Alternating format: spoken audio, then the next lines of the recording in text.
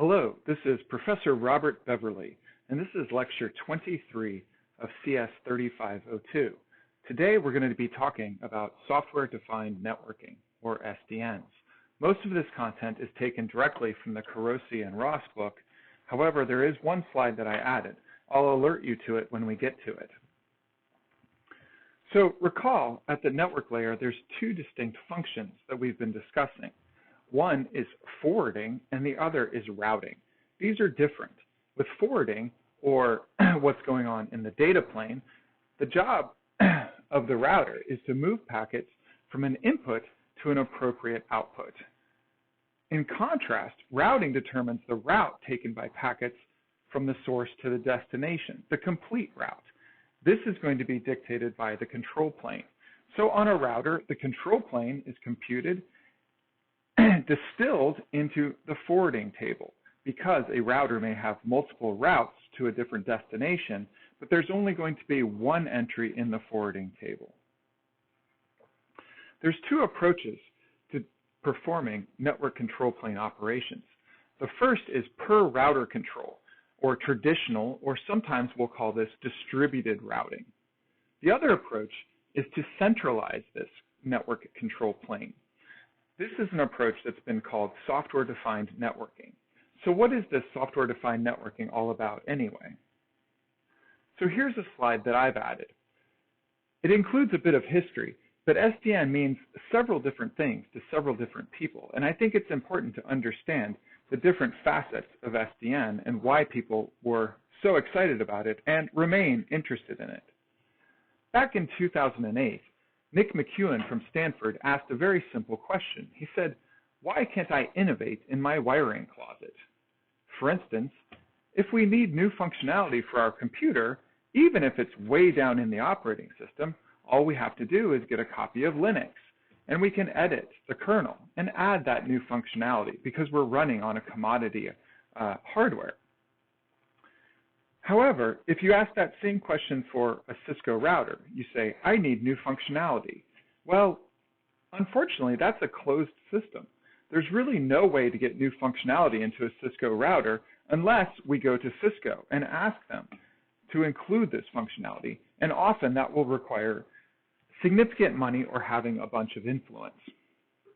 In contrast, SDN introduces three key new ideas. The first new idea is hardware programmability and open standards. So why do we want this? Well, it's somewhat self-evident here, but now if we have the ability to program hardware, and if we have open standards for doing it, now we can, in fact, innovate in our wiring closet. The second key idea of SDN is this idea of commodity hardware. This is often called merchant silicon. The idea here is that instead of being locked into a particular vendor, for instance, Cisco or Juniper or Huawei or any of these different routers, now the idea is I could put all of the smarts of my network outside of the router, make all of these different routers interoperate by open standards, and not be locked into a particular vendor or a particular platform. This also means that the hardware will be much cheaper. The analogy here would be, again, with a PC. I can buy PCs from many different vendors, and I can run Linux on any of them, or I could run Microsoft operating system as well. The point is that now we can have cheaper hardware, which is much easier to manage. And then the third idea is centralized control. Now this is a bit more nuanced. Here, what's going to happen is we've moved all of the intelligence out of the actual router or the switch, and we're going to put it in a central place. So as opposed to distributed routing algorithms, we're going to compute all of our different forwarding tables and all of our different rules centrally, and then push those rules as a set of different forwarding tables out to all of the different switches. So why would we want to do this? Now here, one particular reason is for correctness. A thing that you'll see is that as you scale up your network, and if they get very, very large, it becomes more and more complicated to actually have the exact network policy that you're trying to enact.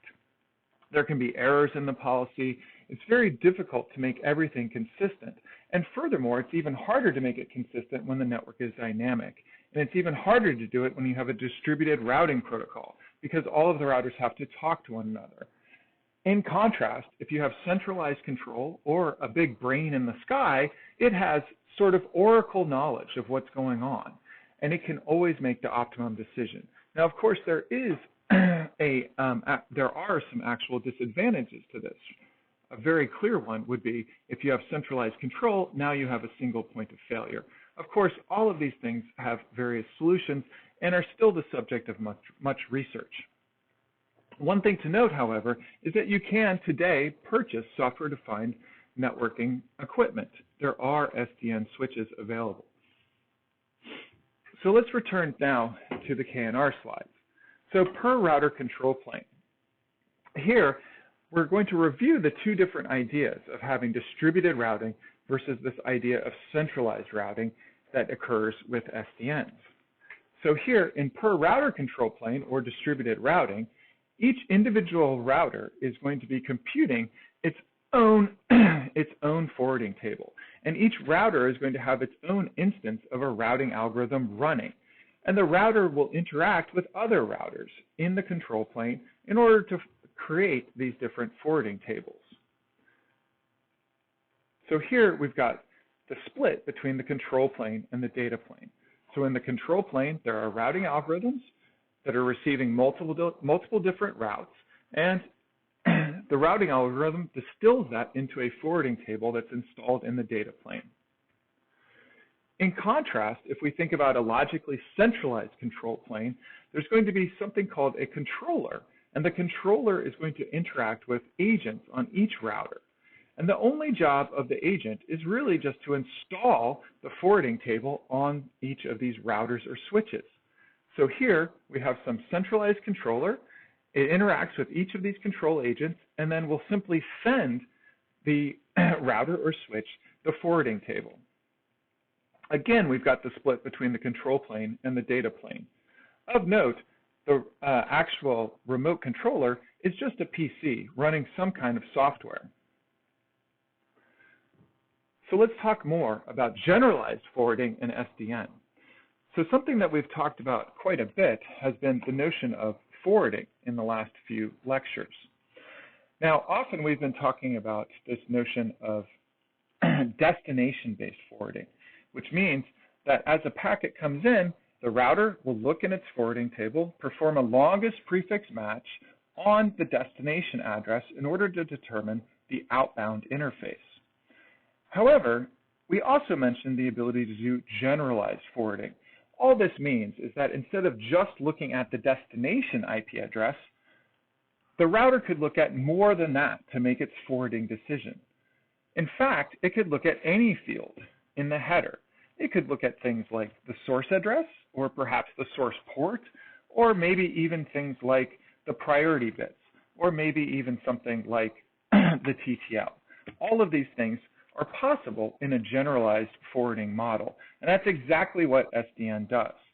So SDN is going to have three different components to its forwarding table, and instead of calling it a forwarding table, to distinguish it from traditional routing and forwarding, we're going to call this a flow table. And indeed, the open protocol that SDN uses is called OpenFlow. So all of this sort of flows together, no pun intended. In a flow table, there's three main columns for each entry. There's the headers, which define what gets matched on. There's actions, which are the actions that are taken whenever something matches. And then, of course, there are counters. SDN does try to do a good job of keeping statistics so that we know what's going on for each different matched rule. So what are these rules? Well, we know that a flow is defined by the header fields, whereas the rules could be one of three different things. So first of all, we could have a particular match, and here we could match on any particular value in the header field. We'll see some examples of this in a minute. And for each match, we have a related action. The different actions that are defined in OpenFlow are drop the packet, forward the packet out a particular interface, modify the packet, or send the matched packet back to the controller. Now, this is a very interesting one that we may or may not have time to talk about, but here, when we send a matched packet back to the controller, that means the controller could really do anything with it. It could install a new rule, or it could even trigger some side functionality. This gives us quite a bit of flexibility. We also can define priority over different matches. This will allow us to disambiguate when two different rules that are in our flow table match the packet. And then again, we'll have counters for the number of bytes and packets that are matched by each rule. So the flow table, which is computed and distributed by a controller, defines the set of a router's match and action rules. Here are three examples. In the first example, we have a particular source where the first two octets are 1.2 and then wildcard, so a 1.2/16. And then the destination is 3.4.5/24. And then the action, the associated action with this could be to drop the packet. Similarly, we could have something that says, okay, for any source, the destination is 3.4. And for this, the associated action would be to forward that packet out interface 2.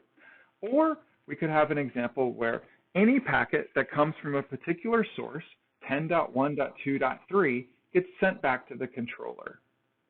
I think you can think of several examples where it might be interesting to shunt traffic back to the controller from a particular source. Here's looking at some of these flow table entries less abstractly and in more detail. Again, we have rules, we have actions, and we have statistics. The statistics are just going to be the packet and byte counters for the number of different packets that match these different rules. When we talk about the rule, I said that this is generalized matching. And when we say generalized, that really means we can really match on pretty much anything in the header fields. So we could match on the incoming switch port, we could match on a VLAN ID, we could match on anything in the link layer, including the link layer address or the MAC addresses, the Ethernet type, or what have you. We can also perform matching at the network layer or the transport layer. So for instance, we could, as we've already seen, match on a particular IP protocol only, or match on a particular IP source or a particular IP destination. Again, at the transport layer, we could do this arbitrary matching or this generalized matching where we could match on a particular source port or destination port. So here you can see we have much more fine-grained control over what we're matching on as compared to the traditional routing of destination-based forwarding. And here's the 5 different actions that we can see here.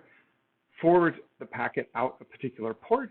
Number 2 would be to send it back to the controller, encapsulate it, so put it in a special message, encapsulate the payload, the whole packet in the payload of a new message, and send it back to the controller. Drop the packet. We can also do something to the packet and send it back into the processing pipeline.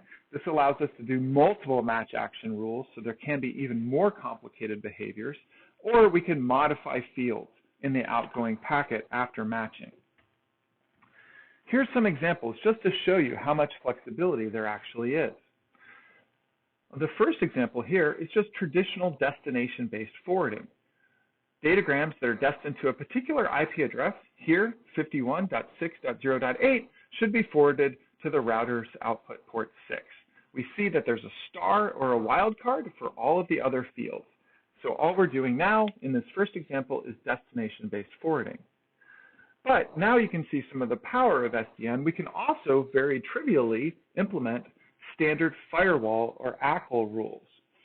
So here, what we might want to do is to block all packets that are destined to TCP port 22, maybe because of security. So to do that, we have wildcards on all fields except for TCP port 22, and we simply have a rule that says drop. We can also block packets from a particular host. So say that this host is infected, or perhaps it's participating in some sort of denial of service attack, or who knows. But the point here is for a particular IP source, not destination, but a source, we could block all datagrams coming from that source. In this case, 128.119.1.1, the rule will be to drop the packet.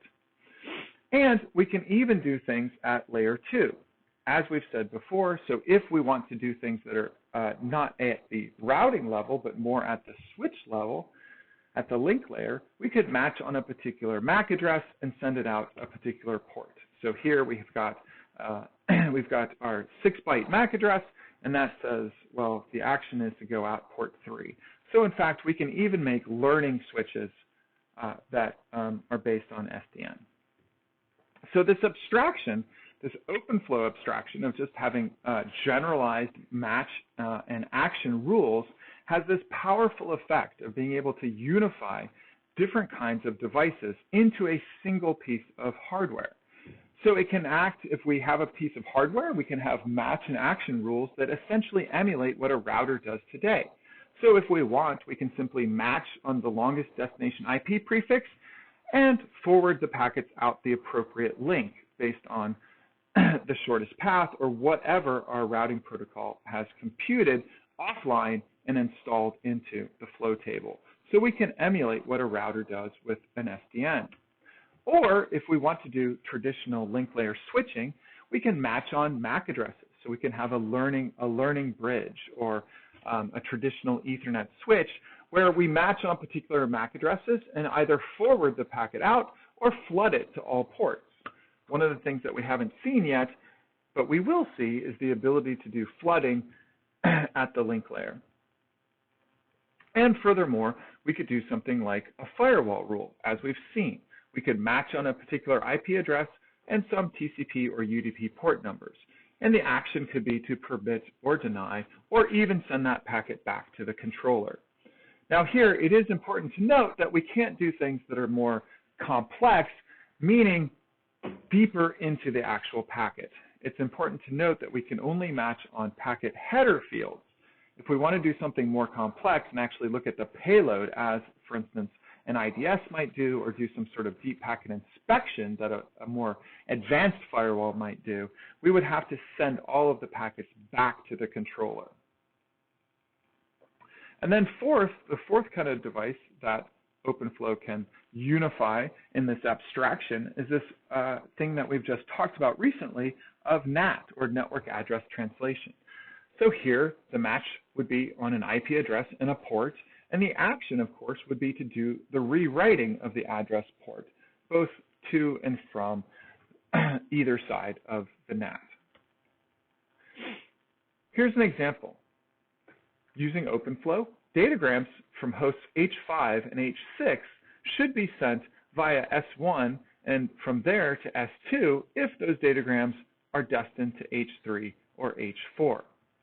To do this, on the top switch, S3, we have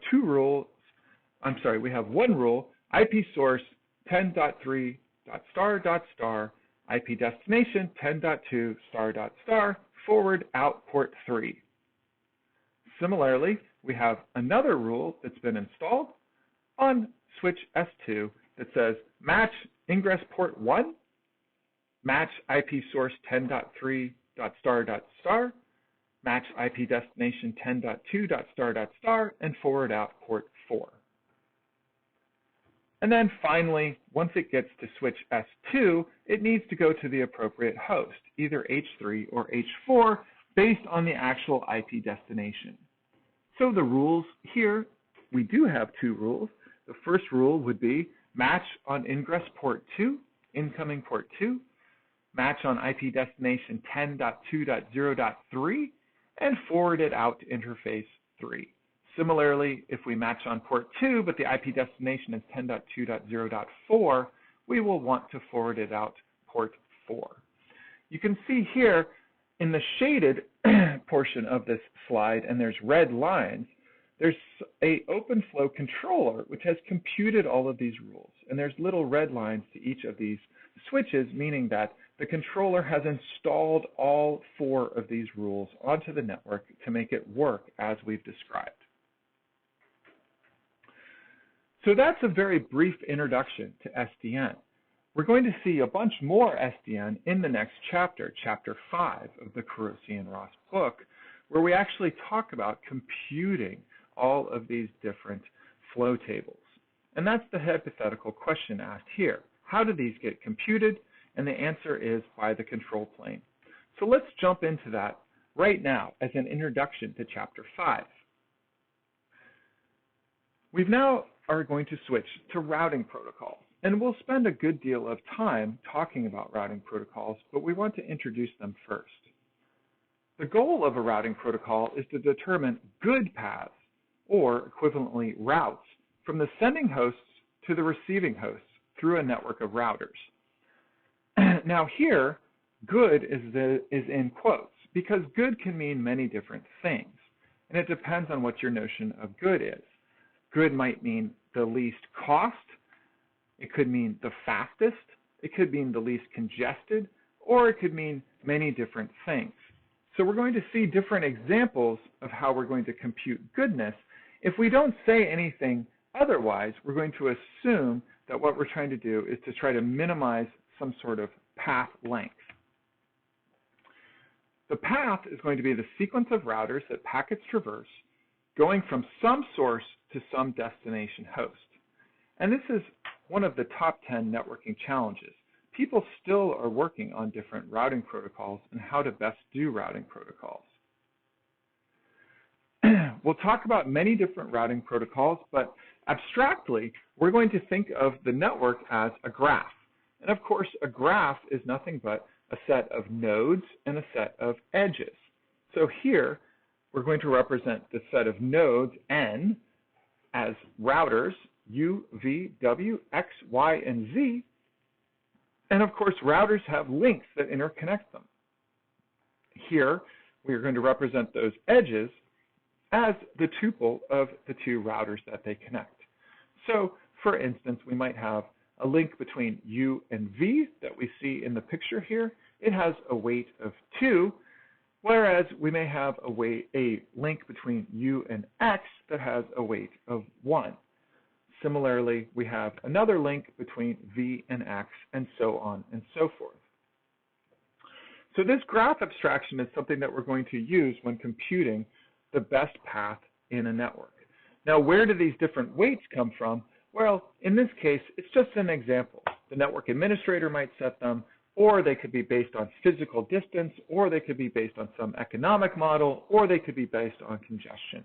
So for our purposes at this point, we'll either just assume that all the link weights are the same, or the link weights will be given. So here, for the link weights, we're going to represent the link weights by this C, X, comma, X prime. And this means the cost of the link between X and X prime. In this example, between W and Z, C of WZ, it's 5.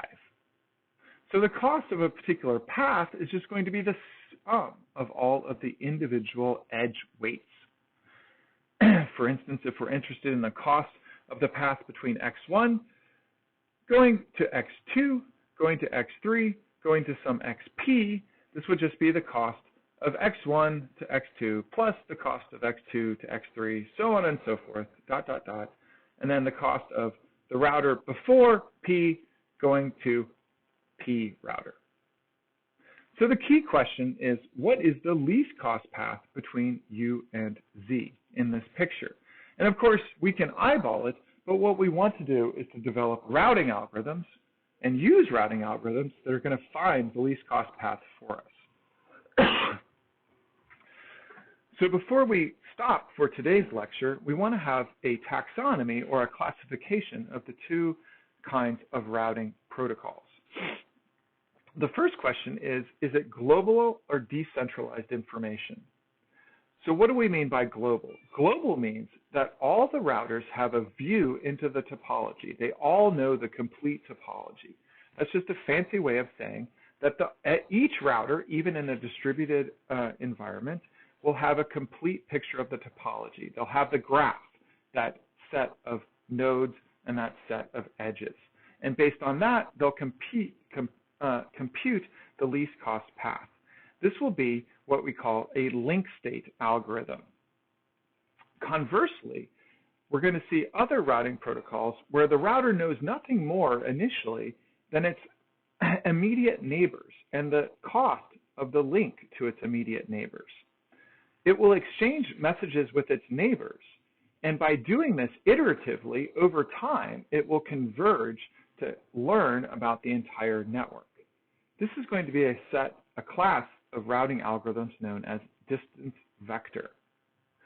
The other classification of routers is going to break them up by either being static or dynamic. This can be particularly important depending on whether or not the network is mobile or not. We're not going to cover that in this class, but it is important to think about how rapidly the paths are going to be changing over time. Is the best path going to be changing over time? So in a more static network, the routes will change very slowly. However, routes can change more quickly in a dynamic network. This could be either periodic updates or in response to link cost changes. So that's all for today's lecture. Thanks, and see you next time.